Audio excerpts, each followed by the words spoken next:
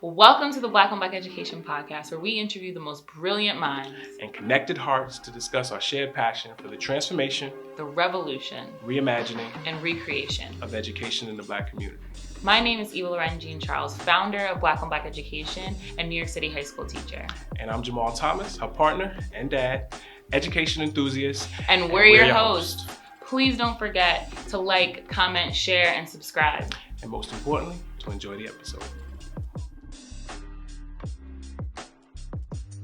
Welcome back to the Black on Black Education Podcast. As always, we ask our guests who you are, what you do, and why you do it.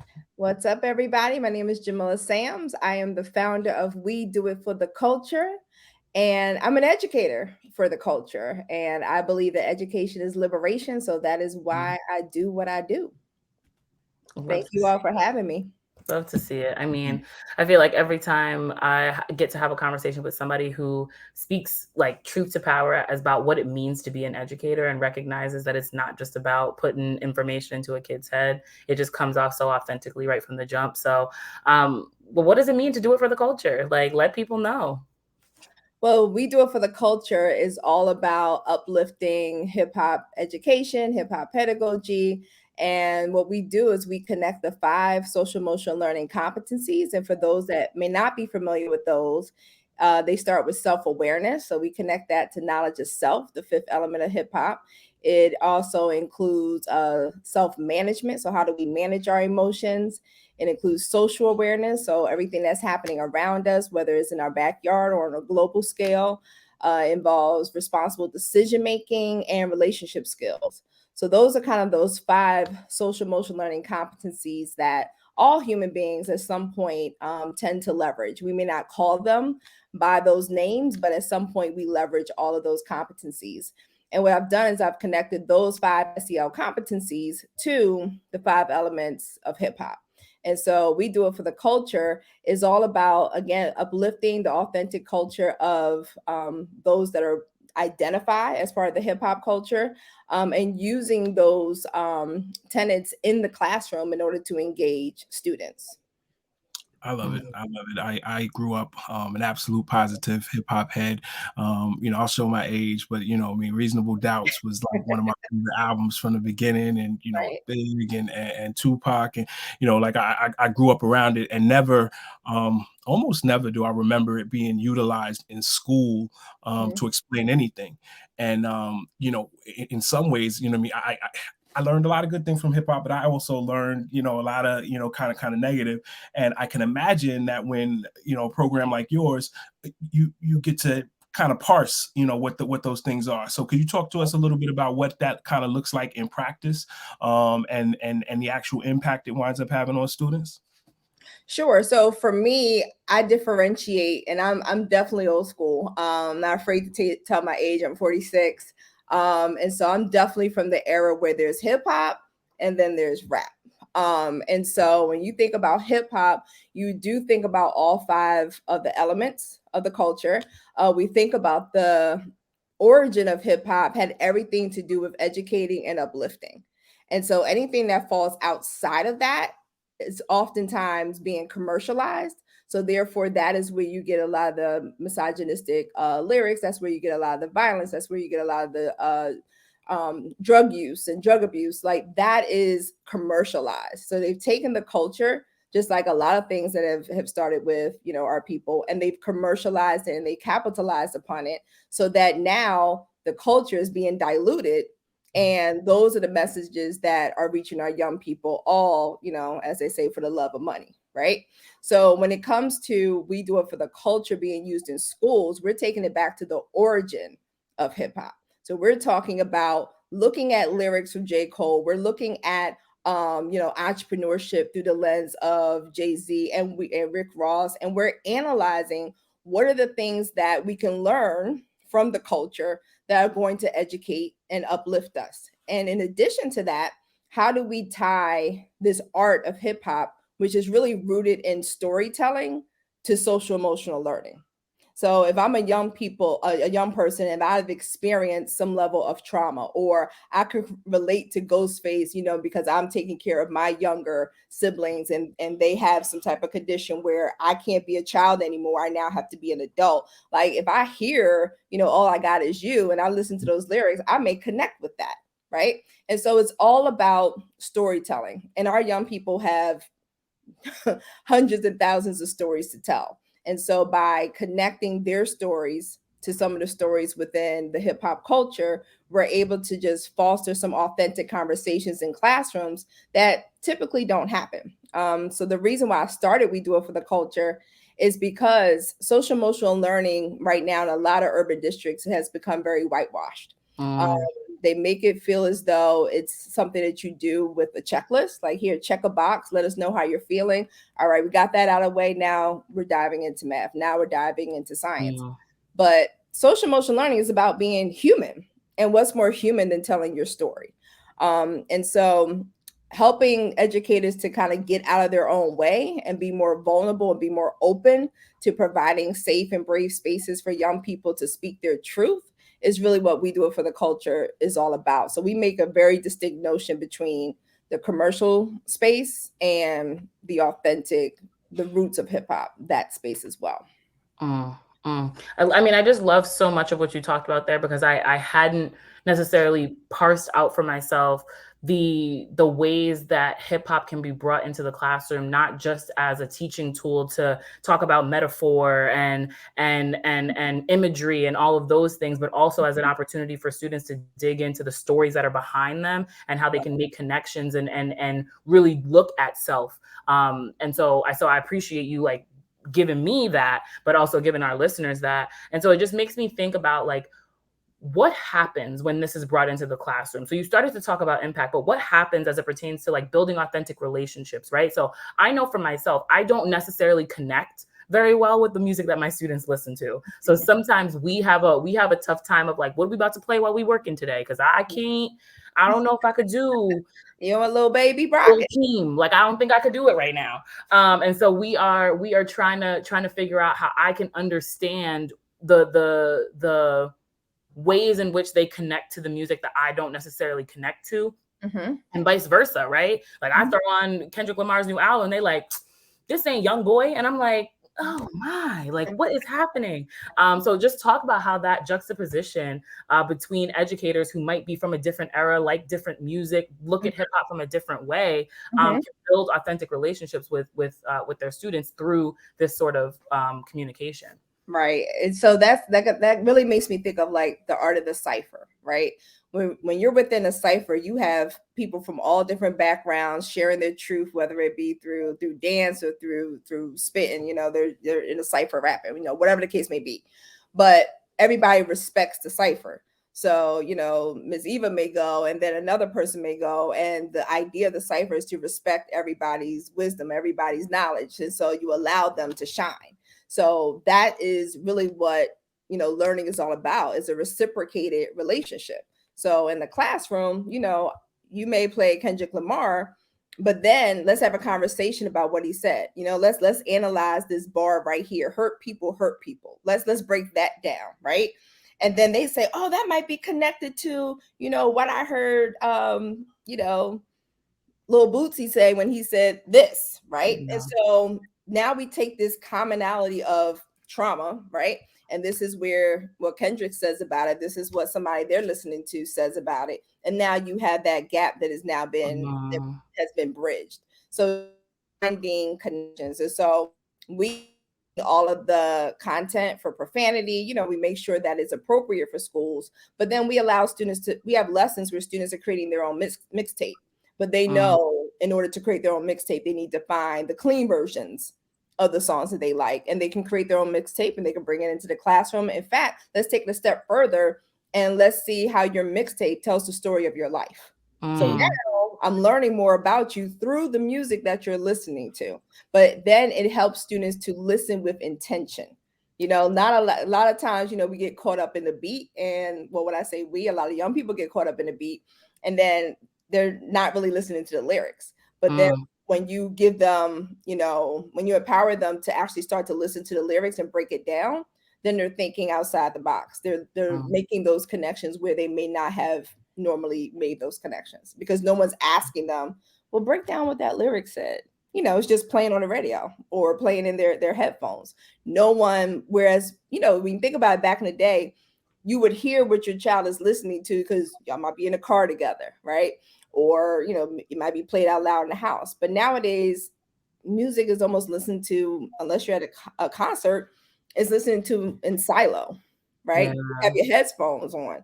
So I don't know what my niece is listening to. Sometimes I have to take a headphone, like, let me see what you're listening to, right? Like, I want to know what's going on. Like, I hear you saying some Cardi B or Meg Thee Stallion, what's going on.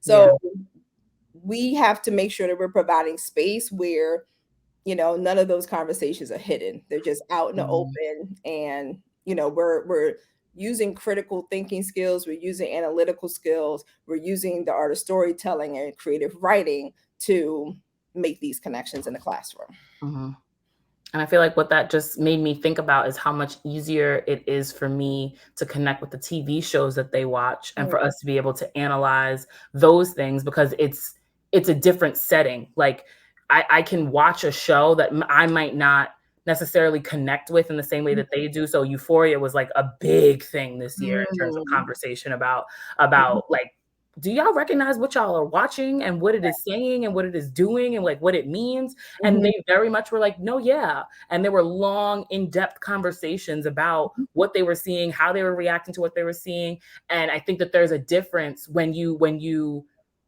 make that point about listening to music in silos is most of the music that they listen to, you will almost never catch me listening in a silo. So then I'm only hearing what the couple of pieces that I don't enjoy, but I'm not actually connecting to the story that's being told in the music, and then being able to recognize why they might engage in it in the way that they do. So no, I definitely appreciate you for illuminating that. And what I love about what you're saying is it's creating relationships inside the classroom in a way that just putting a textbook down and saying, hey, you go take a look at this, in a way that simply cannot happen. And it's obviously I'm not in the classroom on a regular basis, but I do get in front of kids, and if the only thing I do is say, oh my goodness, their music is so terrible, and I don't like go back and remember like that I listened to Akinelli and the whole Doggy Style album and Deep Cover and all of these things, and I turned out half all right, like so it's I had powerful enough influences in my life that I knew that this music was it was entertainment. I took some of it on, what I mean, and had to and still are wrestling with some of the themes and thoughts and ideas. But I also don't think I had anybody at a young age that started to give me the ability to critically think about what it was that I was listening to. So maybe I'm still going to listen to it because the beat is incredible, but I'm starting to Miss Sams is coming in and she's sharing with me. She's making me think deeper. She's making me think about the story. So one of the things we did want to think about is how does that happen though? For like we know that I don't know, 75% of teachers are white women. I forgot what the exact statistic is. Yeah. I'm not sure that. I don't even know whether they have any capability of the some of them. I shouldn't say on a large scale. Yeah. So what do we hand to them to? It's almost, I don't know what roadmap or I'm not sure. Like, what do you give them to even get them to embrace the idea that maybe I can help somehow? Right. So the first thing I want to say, we've been talking a lot about the music, right? That is really just 1/10 of the culture, right? It started with the music, but the culture has evolved. And at the heart of the culture, I reiterate this. So the curriculum comes with 3-hour training. I reiterate this with the teachers. It's all about storytelling. Hip hop just happened to manifest itself through the stories of marginalized people in the Bronx at that time, right? But it's storytelling. It's basically being a modern griot, and most African traditions, our stories are oral. So that's a huge part of why hip hop is an oral storytelling art form versus it being more westernized and written down. So therefore, getting them to understand at the heart of this is really just storytelling. So for you to say, you may not be able to relate to everything that our students may experience, but have you experienced joy in your life in some way, shape, or form? Okay, well, let's talk about joy. Have you experienced pain? Let's talk about pain. Like, you're a human being. At the end of the day, you have a story. But most teachers feel like there's a disconnect culturally that they think that their story isn't powerful enough. Like, your story is your story. You can't change the fact that you're, a white woman in her 30s from, Central Islip, and you might teach in, an urban district. Like, that's your story. But you may have experienced heartbreak, you may have experienced disappointment from a family member, whatever the case may be. Share your story. And so this is just a way of you highlighting the stories of the students that are in front of you and just providing space for their stories to really be heard. But you have to be able to be open and willing and vulnerable enough to let down your guard and share some of your stories as well. I tell people all the time, one of my favorite teachers was an old white guy by the name of Mr. Pomeroy. He was my creative writing teacher. He loved and was extremely passionate about martial arts. So we didn't have anything in quote unquote common, but I was so engaged with him because he was so passionate about martial arts that it made me a better writer, just seeing how passionate he was about something. So it's all about bringing your authentic self to the table. No matter if that's who you are, that's who you are. Don't try to, fake hip hop, what's up? Like, don't do that. Don't do that. Just be your authentic self. Can I get a don't do that. I tell them straight up, don't do that. Please don't do that. And then the second thing I want to share, again, it's not just about the music, but hip hop again is a culture, and KRS will even correct me and say hip hop is a civilization. So at the end of the day, hip hop is in current events, right? So when you think about, if I'm a humanities teacher or a social studies teacher, I may want to break down the law that was passed in New York City, the bill that was passed to not use hip hop lyrics as evidence in a jury trial, right? That just happened. The YSL case is still active and pending. And so that's hip hop culture, right? That is something that's happening. That's something that a lot of our students are very much aware of, and they're into. So why can't we have a conversation about civics and law, but hip hop culture is at the center of that, right? So that's a whole civics conversation right there. So now we're talking social justice, we're talking civics, we're talking about all the different laws and how a bill is passed, but hip hop is at the center of that. So now they can relate to it. So when you talk, like I said, you could talk about, nutrition, so we have a lesson where little baby's breaking down what he eats on a daily basis. And then we're comparing his diet to the work that Styles P is doing around hip hop and nutrition, juices for life. So let's look at that. Let's talk about nutrition now. So no matter what aspect of life, you could pull any aspect out the sky. I can guarantee you it has been influenced in some way, shape, or form by hip hop culture. And so that's why we try to look at it more broadly instead of just zeroing in on music and the lyrics. And I think that that's so important. I was just giving a shout to Styles P, Westchester's own. Yes. No, I love everything that you're saying, and particularly because, I mean, as you're talking, I'm thinking about Dr. Chris Emden's, for folks for white folks who teach in the hood and the rest of y'all too, because I'm the rest of y'all too, right? Like I didn't grow up in the South Bronx. So I'm working in a community, I'm working in an area, I'm working with a group of students that are so different from what I knew as my own personal experience. And so, yes, I can connect with them because we do listen to similar music sometimes. Yes, we do talk similarly. We say period. I can connect with them on culturally some of my ways of being that match some of their ways of being. But then there's also a reality that they live inside a culture, inside of a community that is different from mine. And the only way that I can bring myself into it is when I'm truly, to your point, truly authentic to who I am. Like I authentically don't know what y'all are talking about when you are talking about pushing P. Like, I genuinely don't know what that is. Please break it down for me. And when I honestly find that in the classroom, when I show up like, it's not computing for me. They're like, well, miss, let me put you on game. And then we have a whole conversation and connection, and they're already excited because now they get to be the teacher for a little while, and they get to connect to the idea that they know something that I don't. And I think that that's what is super powerful about educators that come from different communities, have a different understanding, have different experiences than the students that they serve. It levels the playing field in the classroom where you require that you learn from them and they learn from you. And then there's not this battle that you sometimes see in a lot of classrooms. Like, I really try really hard not to fight with my kids because I'm going to lose. There are way more of them than there are of me. And so how do I figure out how to set up systems and put systems in place that allow for them to bring their true selves into the classroom, and allow for them to lead the way in some facets, because I just don't have the skills to do so. My next question is kind of taking a short pivot, but the work that you're doing is creating something in communities that might not have existed before. Talk about what that process is like to have something that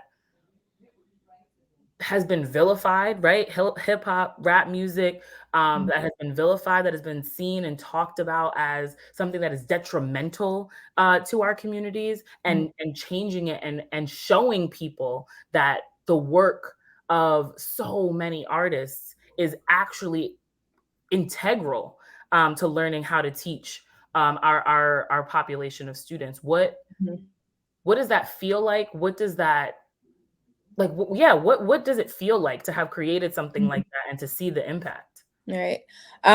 So definitely shout out to the bro, Dr. Chris Emden and Hip Hop Ed.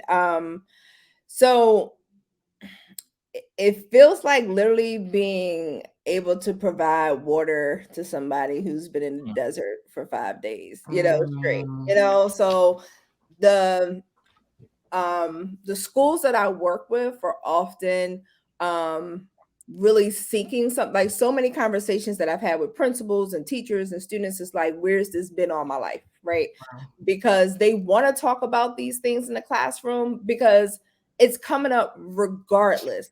One thing about our kids, if something popped off over the weekend, you're going to know about it on Monday, or something popped off overnight, you're going to know about it, good or bad, you're going to know about it the very next day.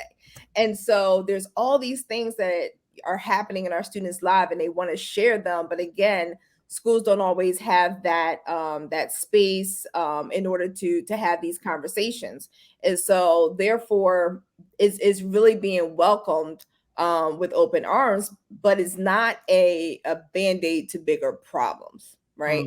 And so to your point, if you're not, like Teacher Eva, where she at least asks you, well, what does push a P mean? Like, what does that mean? If you're not open to learning from them, if you're not open to student voice, if you're not open to student choice, then We Do It For The Culture is not for you, right? Because it's not a band-aid for your bullet wound. At the end of the day, if you don't believe in culturally responsive pedagogy and you don't understand why it's important, if you really do not believe that young people should be co-teachers in the classroom, then this is not going to solve your problems. If you are inherently racist, this is not going to solve your problem. So although the curriculum is accessible to all, I definitely have a screening process before a school is able to purchase the curriculum, because I want to make sure that you're going to use it with fidelity. I also want to make sure that you're not going to take our culture and weaponize it and use it in order to re-traumatize some of our babies. So I have to make sure that you are going to be able to lead this work with fidelity. So it is definitely welcome. It's definitely something that schools have been asking for and that they need, because so many of the social emotional learning curriculum that's out there is very whitewashed, and it does not speak to the unique experiences of our children. So therefore, our students are often tapped out, they're disengaged, and time that should be set aside for building deeper relationships, whether it's advisory time or crew time or whatever programming that's built into the schedule to develop those deeper relationships, if it's not done well, then that time becomes wasted. And so it's really important for schools to not use "we do it for the culture" as just, oh, we need to be more, equitable. Let's bring in this curriculum and we're using it and we can say we're being more equitable. That's not the way it works. Right. It's not a statement. It's a culture. It's a way of life. It's Right. not something you take off at the end of the day. So we have to honor and respect that. And it's interesting, just that word culture. It's such a important word, and it's huge because it's multifaceted. The school has to have a certain culture in the first place Right. to be open to.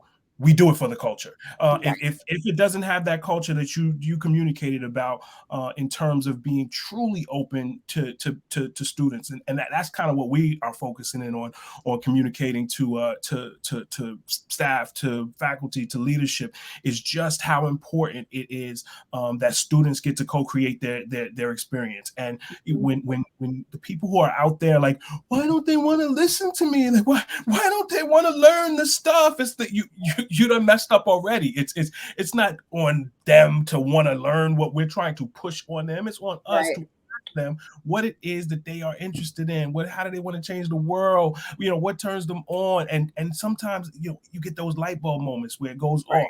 off. And that in and of itself changes the culture. And sometimes it got to start in one classroom. And that classroom ultimately can be the classroom that becomes a catalyst for changing a building. That building can change a district. And it's tools like yours that are a part of it's like creating Voltron, where somebody comes in and communicates, right, student voice is really, really, really important. Somebody else comes in and opens their mind to once they are open to student voice, understanding that the students are going to like doing this way better. And then and now their minds are more open to some of the quote unquote additional academic things that maybe they need to learn, maybe they don't need all of them, but it becomes much more of an openness. So Right.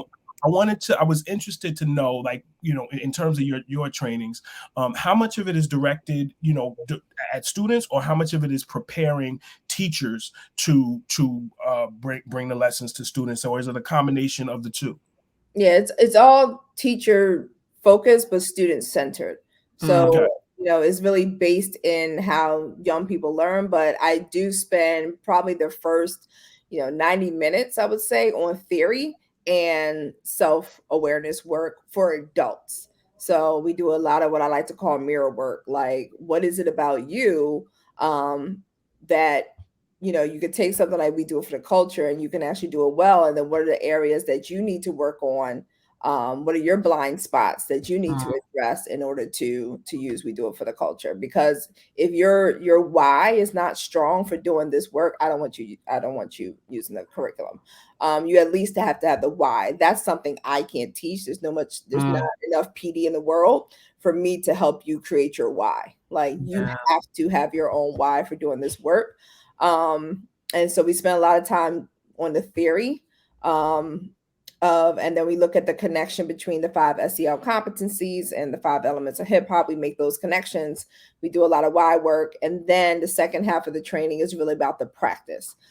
So we do a little bit of a design lab where teachers are now learning, how do you use media content? How do you use youth centered media and topics in order to engage them, not just for social emotional learning, but in all content areas. Because I definitely don't feel like social emotional learning should be, again, isolated to just one block of the day. It needs to be integrated in all content areas. Engagement should be happening everywhere, not just in special classes. No, I'm just so connected to thinking about the way that you have been intentional on how you put out the work that you do. It's about making sure it's the most effective possible by working with the teachers that want to make it work, rather than the teachers who are saying, y'all want me to do SEL, y'all want me to do culture responsive teaching, I don't know what that is, give me a curriculum. Because it would be counterproductive to put something like what you created into the hands of somebody who has that mindset. And so to think about the idea that maybe you'll choose to work with people who aren't where they need to be, but then there is a whole process by which we bring them into it. And we realize that, no, this is not going to work because it's not going to bring the students in. And it could also become something that is that turns the students off even more than they might have been turned off by that teacher before, by them attempting to do this thing that feels like clownery, that feels like you're trying to play the work, that the things that we do. And so I just want to know if you could speak to a student that was experiencing the We Do It for the Culture curriculum, what would you say directly to the student?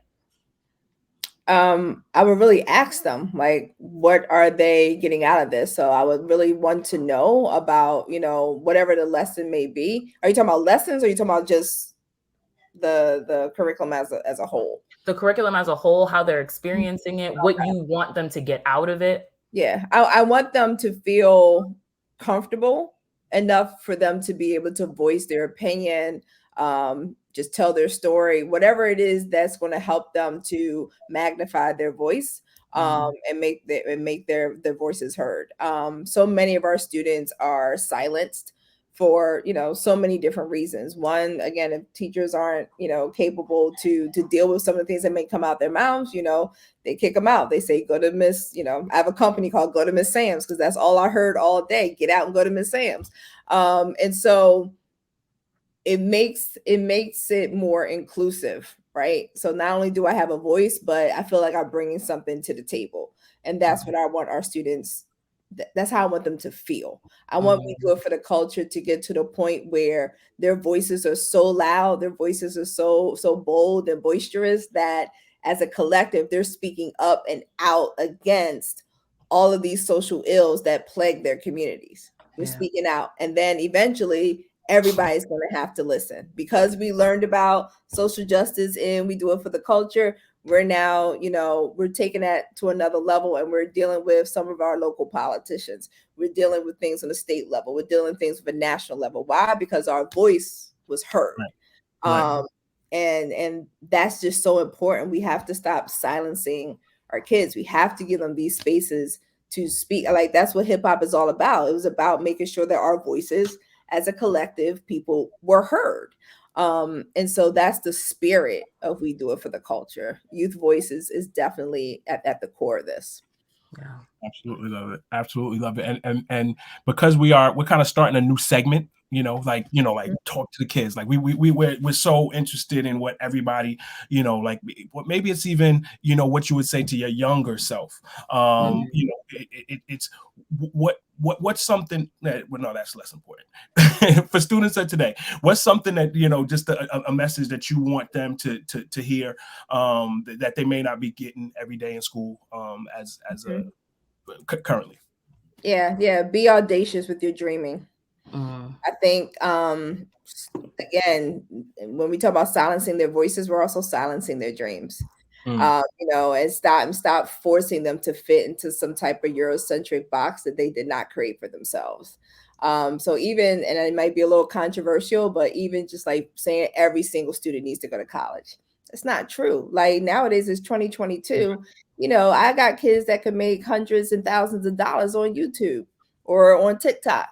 So you mean to tell me I need to stop making hundreds of thousands of dollars here to go and do something else? Like, you have to make sure that you're keeping up to date with what's happening, not only with youth culture, but what's happening with the economy, what's happening with technology, what's happening with, Afro, futurism. Like, all these things are happening, and we have to stop limiting our students to what we thought was the right path to take. There are unlimited paths now. They just have to be moving with intentionality. Like, that's the biggest thing. Help them to problem solve, help them to see the bigger picture, help them to have effective communication skills. Those are the things, those 21st century learning skills, those are the skills that they're going to need in order to be successful in any space. So encourage them to dream big, encourage them to be audacious with their dreaming, so that they understand that there really is no limit. It's just a matter of putting in that work. So that's the part that a lot of our young people need to master, is that work ethic and learning how to work hard, but then also learning how to work smarter, and how do they use their time. Time is just so precious. So, we teach lessons on time management and using your time wisely, because those are resources you can't get back. but let's stop, faking the funk and telling them they have to go down a certain path, or, you'll never be able to do this because of these barriers. Nah, you could do anything. And I think we have enough examples within the hip hop culture to support that statement. So dream audaciously. Dream audaciously. So before we hit our last question, how do people find you? Because I hope that almost every person that not almost every person that listens to this podcast is like, this is something that we need to pitch at our school, tap into, learn more about. How do people find you? How do they find your work? Yeah, thanks for that. So first of all, thank you so much for having me. And you can find me on Instagram at SEL4 the culture. And that's on Instagram and Twitter. And then the website is wedoit4theculture.com. And we have subscriptions for individuals in addition to schools and districts. Dope. Get that individual subscription and slide the website into your principal's email. Thank you. Yes. And the way we generally end is we give our guest an opportunity to become the interviewer. So if you have any questions for Eva or I, now's the time. All right, I'm going to ask you a question that I often ask people that participate on my Woosah Wednesday show. My question is, if any member of the Wu-Tang Clan could be your principal, who would you want to be your principal of your school? I don't think Eva's going to be able to answer this question. So, all right. Well, I'll make it easier. I can answer it. You can answer that one, and I'll give Eva a different one. Okay. I think old school hip hop. So sorry. I think I gotta go with Method Man, only because you did, but I don't. Touche. So I should have left you to say Method Man, and I would have said like RZA. But I'm gonna go with Method Man. I just, he's shown himself to be multi-talented and passionate, and he's shown like a growth. I remember him when he was METHOD man, all the way until now. All of the various different shows I've listened to him, talk outside of of his characters, and he is a bright, super smart dude. He's taken his platform, and he's an example of what what young people can do if it's just keep on being a little bit better every day, a little bit better every day, a little bit more every day. So I think he'd be a pretty darn good principal. Awesome, thank you for that. So you can name any artist you want from any era. Okay, any artist from every era that I'd want to be my principal. That's a great question. I think I would say J. Cole. And I would say that because he was probably my first introduction into saying like, I love hip hop music, which I feel like obviously in terms of age, it's a different set of music that I had kind of given to me in my coming of age story.